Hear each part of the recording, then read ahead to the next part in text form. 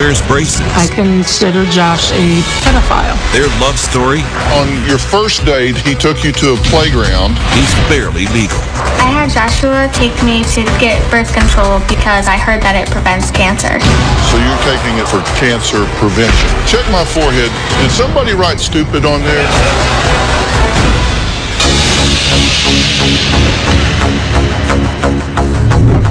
Take a look at this happy couple.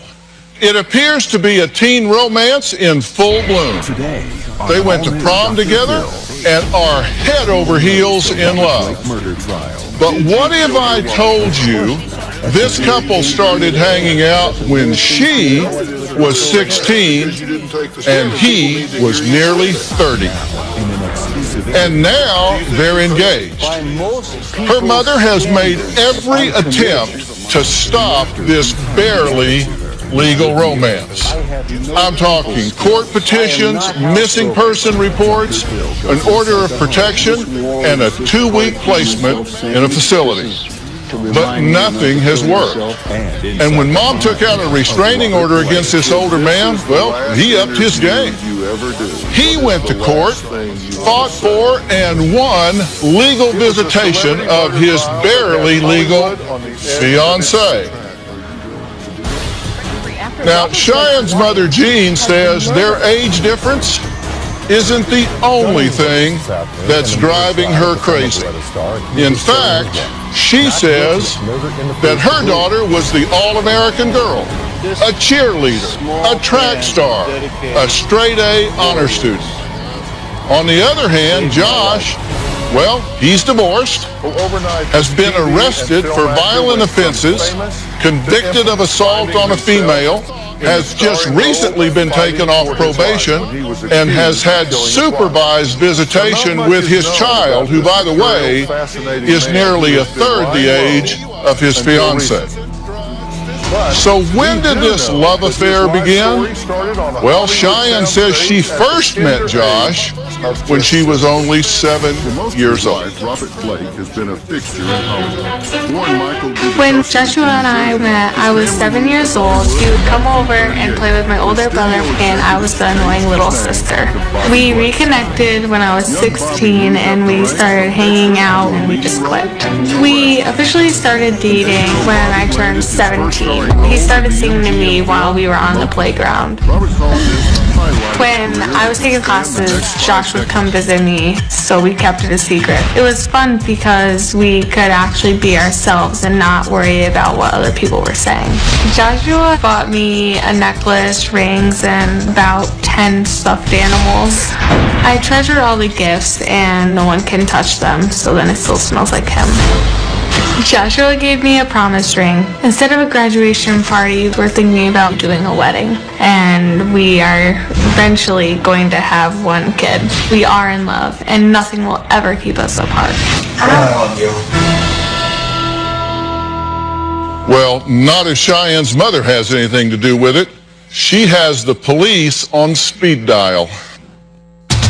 When I go anywhere with Josh, the cops are called by my mother. She will file a missing persons report.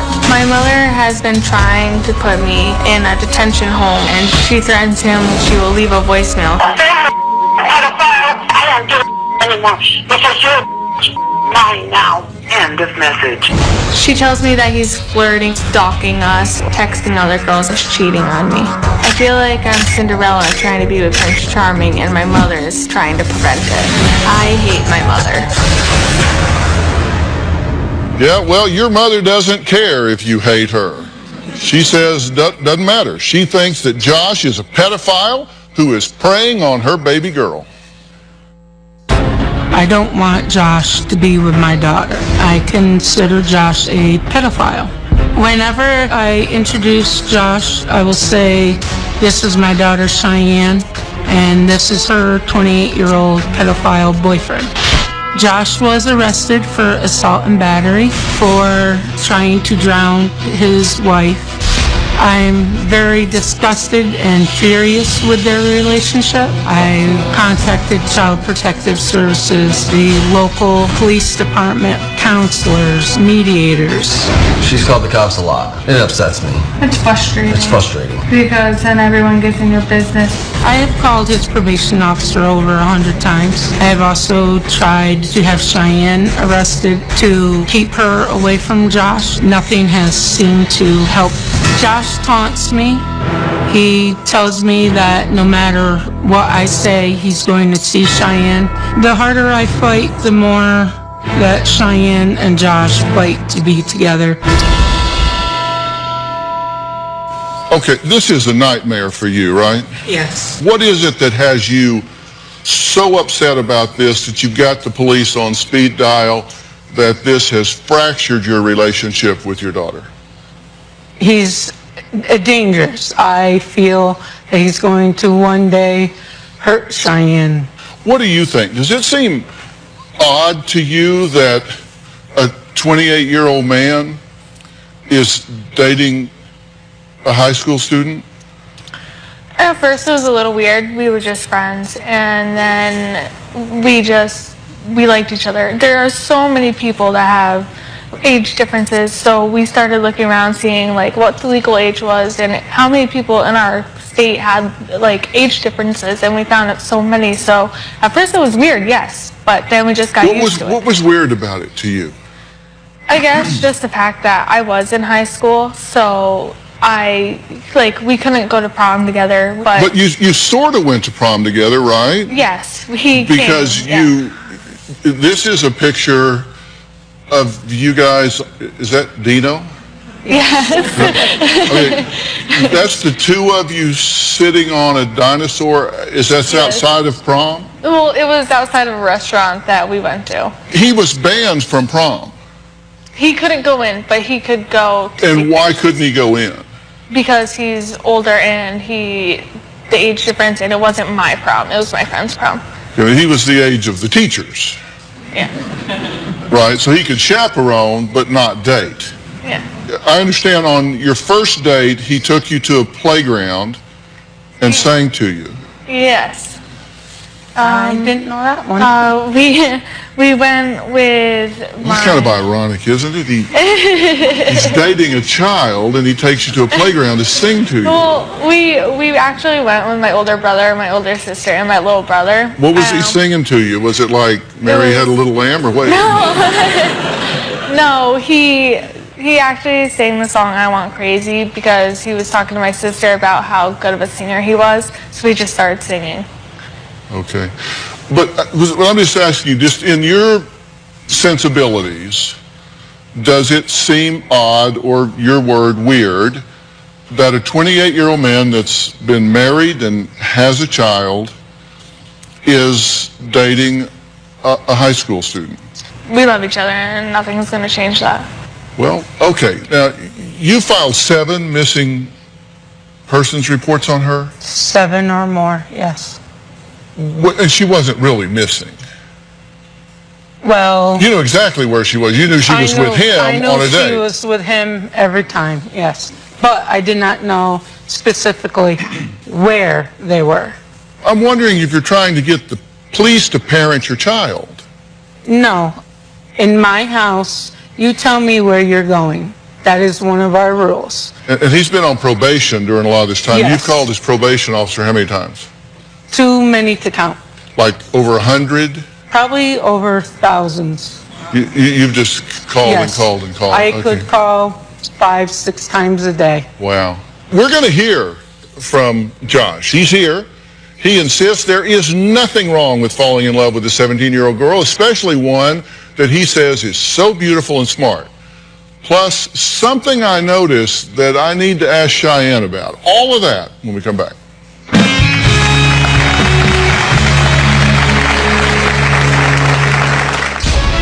Cheyenne's mom can never keep us apart.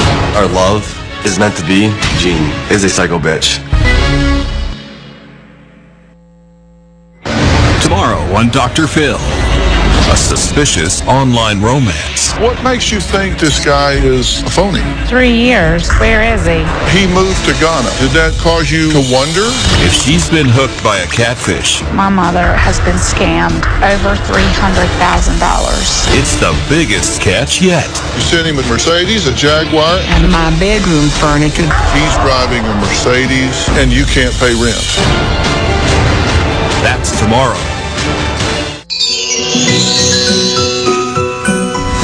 I had Joshua take me to get birth control because I heard that it prevents cancer. There is no doubt in my mind they are sexually active. Cheyenne and I are not having sex. It's a love story that is actually illegal in 11 states, including the one we're in right now. But 17-year-old Cheyenne's nearly 30-year-old boyfriend Josh has clearly studied up on the consent laws in his state because he says his relationship with his young fiancée is not only legal, but it's the best time of his life. Did I hear you say you went and got birth control for cancer control? Well, okay. So my doctor kept asking, because I'm heading off to college, if I wanted to go on birth control. And then she kept giving me paperwork and paperwork and paperwork.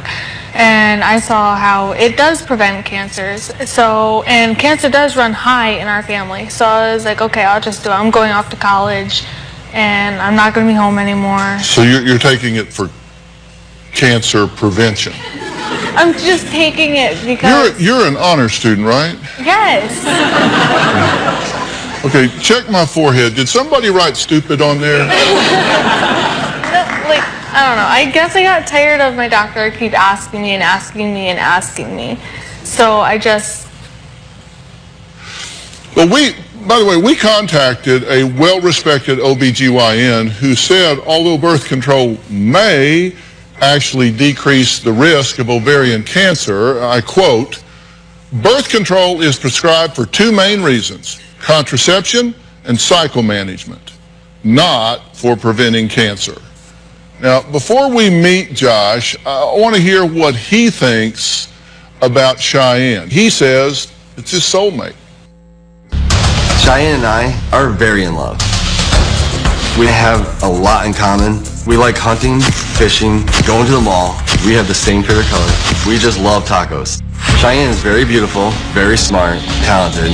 She's an honor student, and I'm very proud of her. I would buy Cheyenne the world because she means so much to me. She's a great girl. In the state of New York, it's legal for us to date. I hate Jean. She is a psycho bitch. Jean makes up lies to try to break us up. Jean calls me a child molester. She calls me Cheyenne's boy toy. Cheyenne's mom even tried driving us off the road. One time, I had to call the police on Jean because she blocked me in a parking lot that was being held hostage.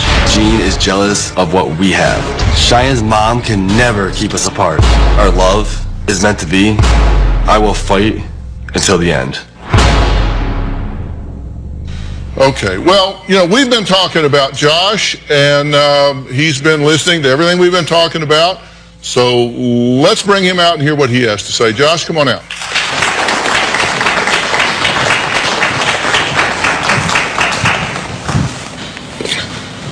Josh, how you doing? Dr. Phil. How you doing, Dr. Phil? So do you recognize from a purely objective, logical standpoint that it's odd for someone approaching 30 to be dating an adolescent? No, not really. That doesn't. No. Not even logically, that doesn't. In some parts, yes. Do you have a child? I do. Boy, I have girl? a 5-year-old boy. 5-year-old boy? Yes.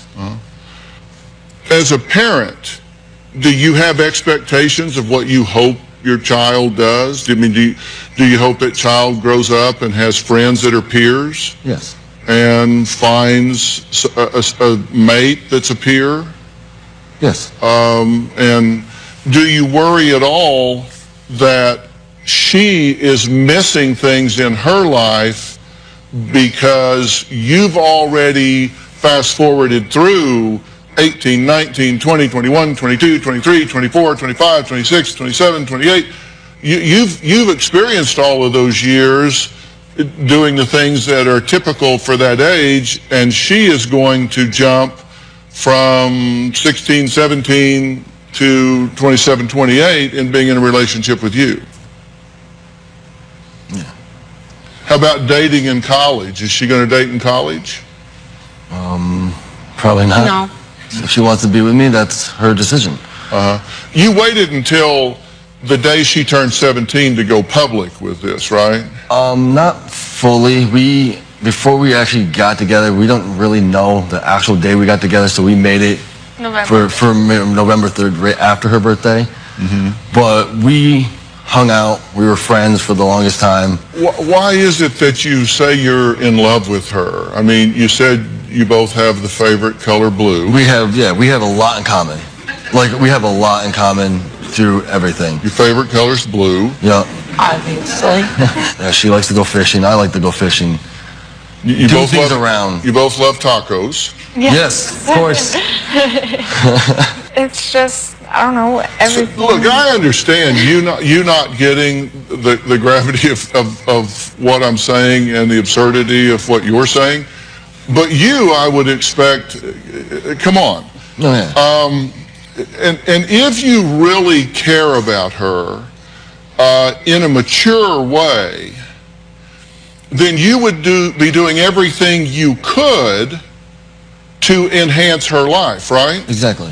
And do you think there is any more important relationship than between a parent and a child?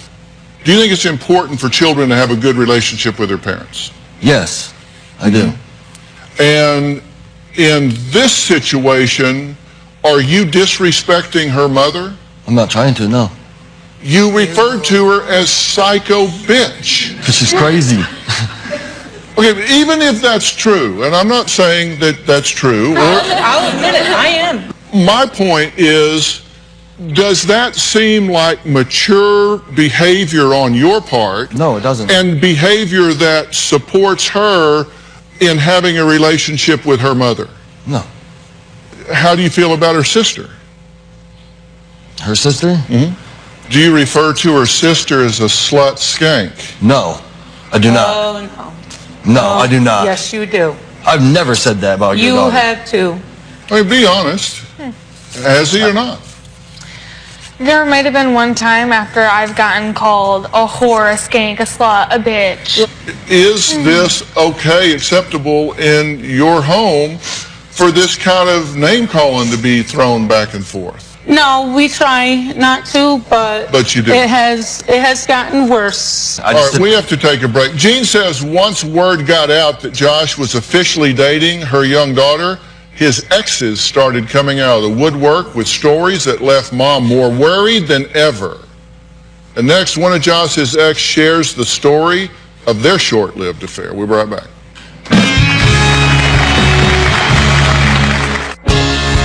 Life's rosier. Life's sweet. Josh's ex-girlfriends have told me that he was abusive and controlling and would not be a good influence for my daughter. Another one told me she had a young child and that he was being looked into for touching her. My exes are liars. I am very honest and I have nothing to hide. Secret after-school rendezvous, promise rings, and kissing selfies plastered on Instagram. Today, it's all about a teen romance. Doesn't sound all that strange until you find out that half of the couple is nearly 30. My Twitter followers are close to crashing my page with tweets about Josh and Cheyenne right now. If you want to join the conversation, you can send me a tweet with the hashtag age gap. I'm curious if you think it's okay for a 28-year-old to date a 17-year-old girl. Answer hashtag yes, Dr. Phil, or hashtag no, Dr. Phil. I'll have the results later in the show. Now, this isn't your first relationship because we know you have a child. And you have visitation, but Yes, it's supervised? It's not supervised, no. It is super. We're technically not supervised, but we're in the county building, yes. Okay, so you have to see your child in a county building? We both do, yes. So you can't take the child and go off to the park or go off? Not right now until... Okay, why is that? They told me the reason why, I mean, I could have my kid, but because of I had a psych eval done, I'm not, how can I say that, smart enough or whatever to have a kid, supposedly, but I've actually went to another therapist and they said that I could actually have my kid perfectly fine. So they said you weren't smart enough to have, I guess so, yeah, custody of a child? Or supposedly, or something like that.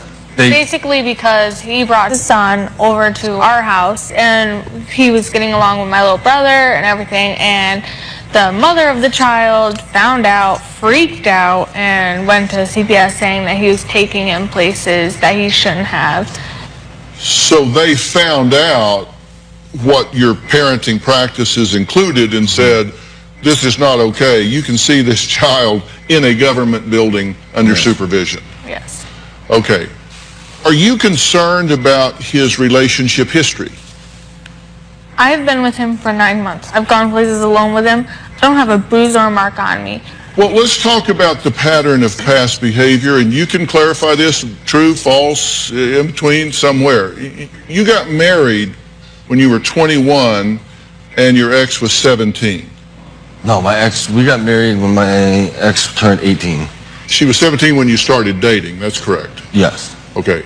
Then she got pregnant a couple months after her 18th birthday. Were you accused of attempting to drown her? She went to the police because she met a carny and... She met what? She met a carny from the fair. We had a fair that comes to our town. Could we get to the part that involved water? Yes. Really? Did you try and drown your ex-wife? No. Were you charged? I was charged with it. With attempted drowning of your ex-wife? Yes. In fact, were you charged with felony false imprisonment, first degree, misdemeanor assault, third degree, misdemeanor harassment, first degree? Yes. And you pled down and took a conviction for misdemeanor assault, third degree, and were put on 3 years probation? Correct. And supervised visitation of your son? Yes, for a little bit. Okay. Does that cause you any concern whatsoever? So I contacted the ex asking what actually happened, and she said none of it's true. She just wanted him away. Not at all. 3 of your ex-girlfriends talked about you. They were all 5 to 7 years younger than you. They all said you cheated on them. And they all said that you were abusive, hit, beat, pushed, whatever. So are they lying too? I've never honestly cheated on them. You know, I found someone better, broke up with them, but I never hit them whatsoever. Those lying girls. Every one of them. So, every one of them. I've never cheated. I cheated on my ex-wife. But listen, the best predictor of future behavior is relevant past behavior. What we have here is a history where he has pled guilty to being aggressive, whether we call it drowning or harassing or assaulting, or whatever words you want to put to it.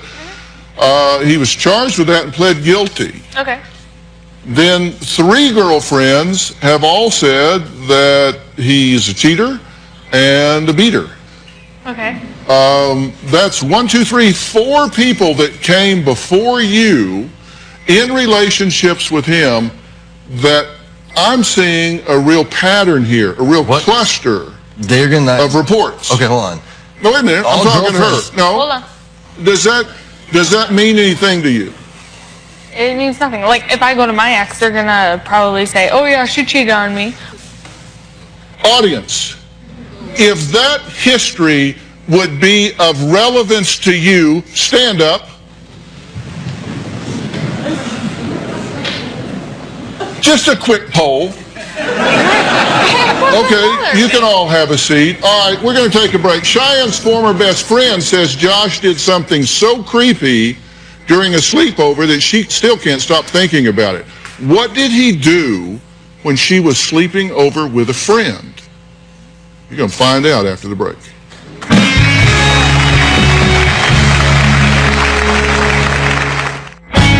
captioning provided by...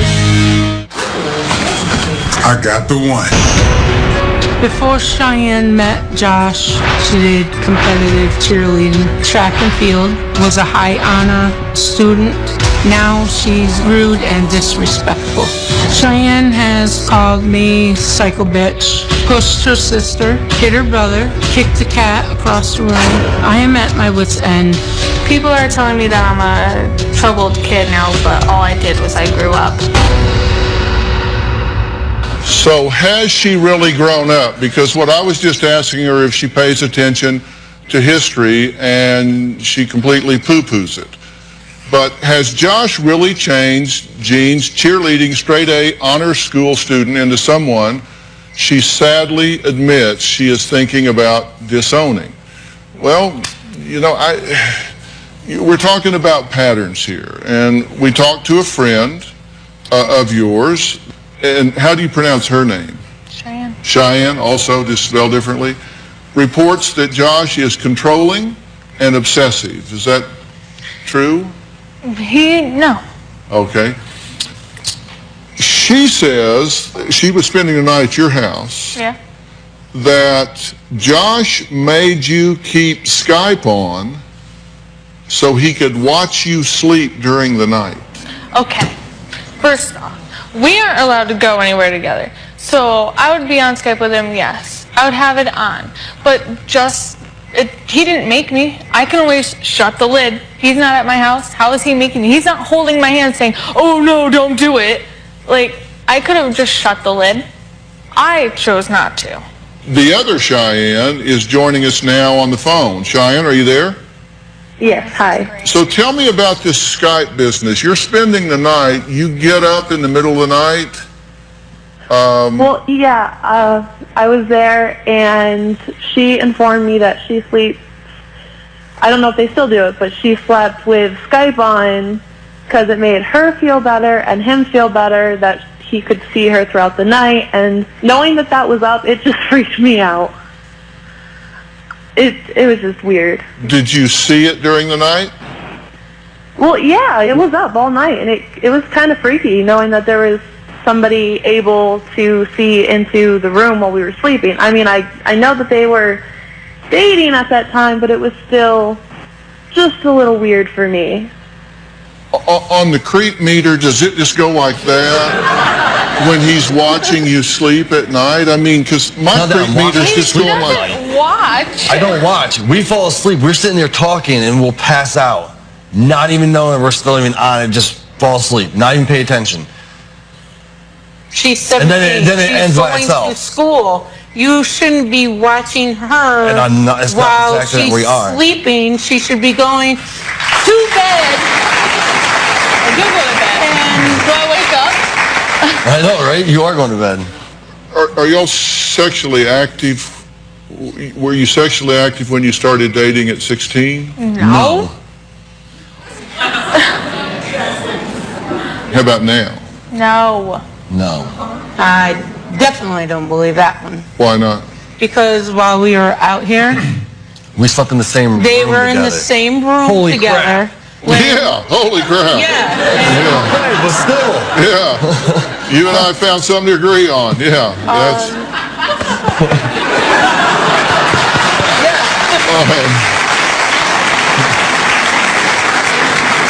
Do you plan to, what are you saying to him? No.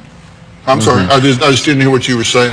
Nothing. But I'm sure it was something derisive. I'm just curious. Well, okay, there's 2 beds. I mean, does he have a go-go gadget wiener that can just go, like, seriously? That's what she says. It's kind of like he was at my house one night. Yes. Her boyfriend sits there and says, oh, he sleeps with her. Does he have a go-go gadget wiener that can go from one bed to another? Yes. With him still on the other one? Hey. Yeah, I believe the boy could find his way over to the other twin bed. With him still sleeping on the other one, me on this one, him over there. Can his body still be over there, but his over here? Well, seriously, there's no possible way. Sorry. We get accused. You're not going to go that far. We get accused of it all the time. Did you tell Cheyenne that you were sexually active with him? No. Did you tell her you were going to do that for Christmas? No. Cheyenne, what did she tell you? We're obviously not friends anymore, so why would you say we're that? not friends anymore. We're not friends anymore. Okay, could you let me talk, please? No, she did tell me that for Christmas she was thinking about giving him that as a Christmas present. No, I didn't. Okay. And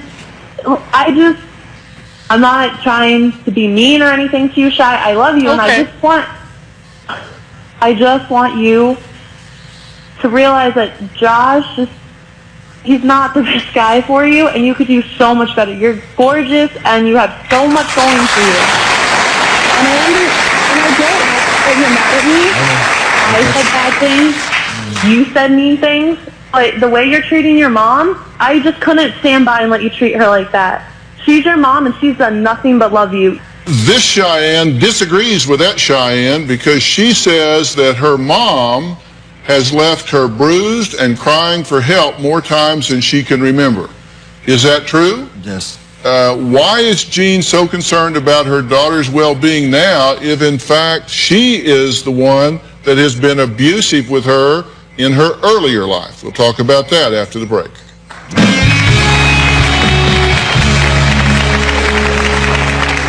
My mom has never been a mother to me. When I was a child, she would push me and throw me around. Closed captioning provided by Massage Envy Spa gift cards. Good for massages, facials, and bringing joy to your world.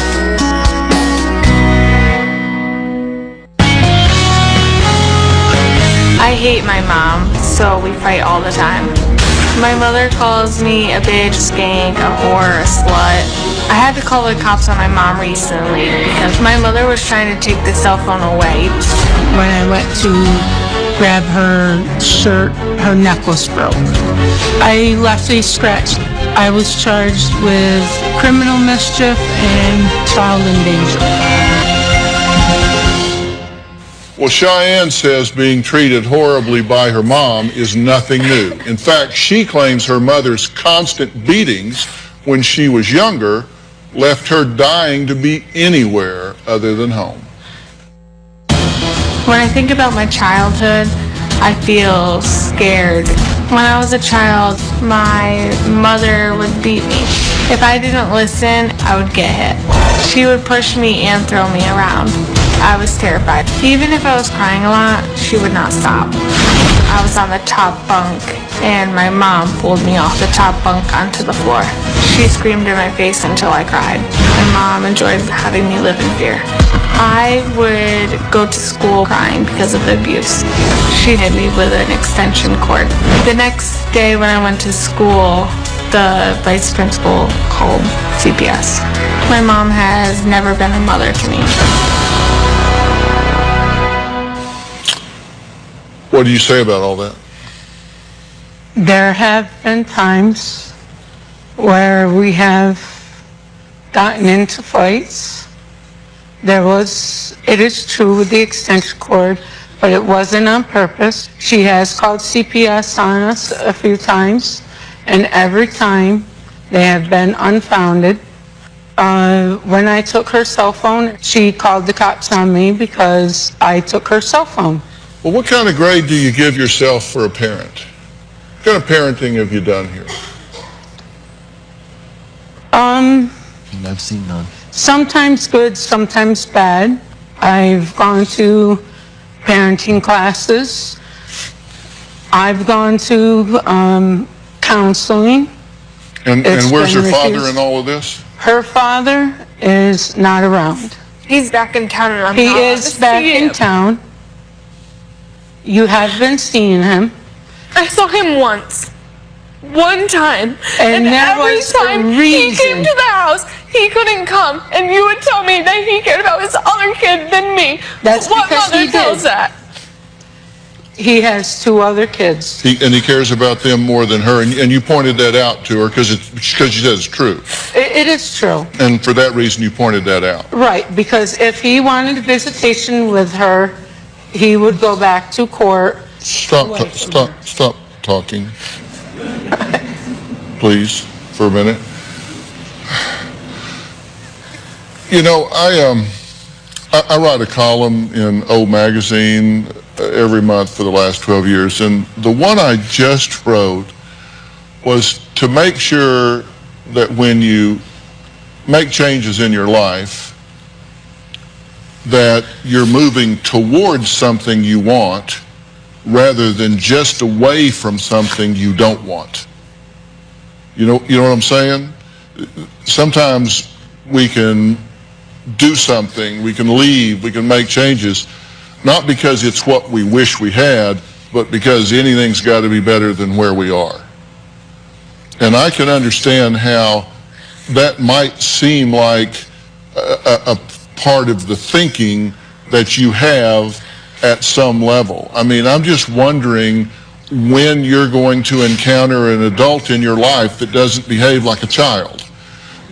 And you're talking about, yeah, in the house there are names being called, and then you say, yeah, well, I've gotten upset and I've hit her and I've thrown things at her, and you're supposed to be the adult here. So, well, she doesn't have a relationship with her father, and I pointed out to her, he likes his other kids more than he does you. He loves them more than he does you. And I said it because it's true. Well, yeah, okay, I heard that. But she's wanted to see him, and do you hear what I am saying here? Yes, I do say what you're saying. Because my view is you couldn't be chasing her more into his arms than if you had a stick running behind her down the street, herding her like cattle. I have been told that too.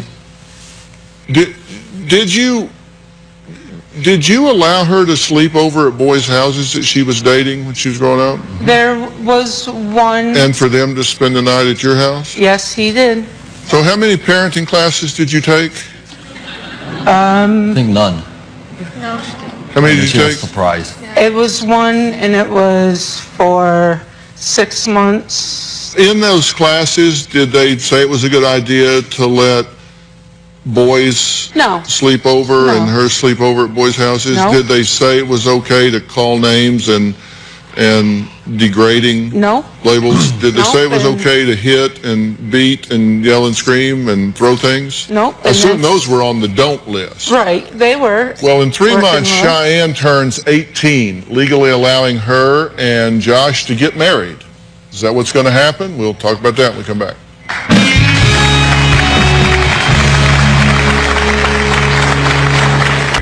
We can't do this show without you, our studio audience. If you are going to be in the Los Angeles area and you would like free tickets, go to drphil.com and click on Be in the Audience. Because we have a lot of fun here, don't we? Or you can call 323-461-PHIL. That's 323-461-7445.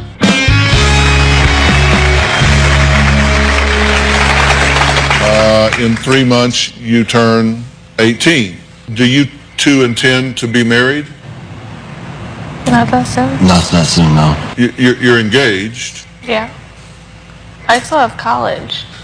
And you want to do that before you get married? Yeah. I want to talk to just you for a minute, okay? I mean, forget these two are even here. Okay. I want to talk to you for a minute. You know, there comes... From CBS2 and WLNY, this is a special report. Good afternoon, I'm Dick Brennan. And I'm Christine Johnson with the special report. Mayor Bill de Blasio and Police Commissioner Bill Bratton are giving an update now on the 2 police officers killed over the weekend. Let's listen in. Carlos Gomez and Chief of Department Jimmy O'Neill. To my right is First Deputy Commissioner Ben Tucker and the Mayor of the City of New York, Bill de Blasio. What we'd look to do with you today is several things. That the Mayor and I this morning had the opportunity for the second time to meet with the families of our 2 murdered officers. We had met with them at the hospital the night the officers were brought there after having been shot. And then this morning we spent some time with them at their residences. So he will speak, among other things, specifically to those meetings this morning. Additionally, that would like to share with you the update on the investigation that Chief Boyce and Chief Connery have been conducting I had a pretty full briefing at the 8-4 precinct yesterday with the detectives who are conducting that investigation, and this morning we had an hour-and-a-half briefing, including reviewing the many videos that have been gathered as part of that investigation. I want to take this opportunity to compliment the detectives of this department, and specifically those working this investigation, the incredible amount of work that they've put into this case, the retrieval of significant amounts of video, the ability to track the whereabouts of this individual literally minute by minute. And it's in that area that we're going to be looking for some additional assistance from the public. We have some gaps as to his activity in terms of his time here in New York City, and they're going to look for some specific help trying to close those gaps. I'd also like to speak to funeral arrangements that have now been made for Officer Ramos, and those funeral services will be as follows. On Friday, December 26th, from 2 o'clock to 9 o'clock, there will be services, viewing services at the Christ Tabernacle Church at 64-34 Myrtle Avenue in Glendale, New York. And that again will be from 1400, 2 o'clock in the afternoon to 9 o'clock in the evening. Funeral services will be held on Saturday, December 27th, beginning at 10 o'clock in the morning. Location will be the Christ Tabernacle Church, and that's at 64-34 Myrtle Avenue, Glendale, New York. And we will be putting out notices on our finest messaging as to our colleagues around the country, many who have been planning to attend these services. I have received, I cannot even begin to describe the condolence messages I've been receiving from my colleagues around the country, and we are very, very grateful for all of those. What I would like to do at this point in time is ask the mayor to come up and share with you both our experience this morning with the families, but other issues that he would like to speak with you about at this time. Mr. Mayor. Thank you very much, Commissioner. Thank you, Commissioner. Thank you for your leadership in what's been a very difficult time for our city, and we appreciate that you've been steadfast throughout. It is a very painful journey for everyone to go from the hospital where the commissioner and I and so many others went to see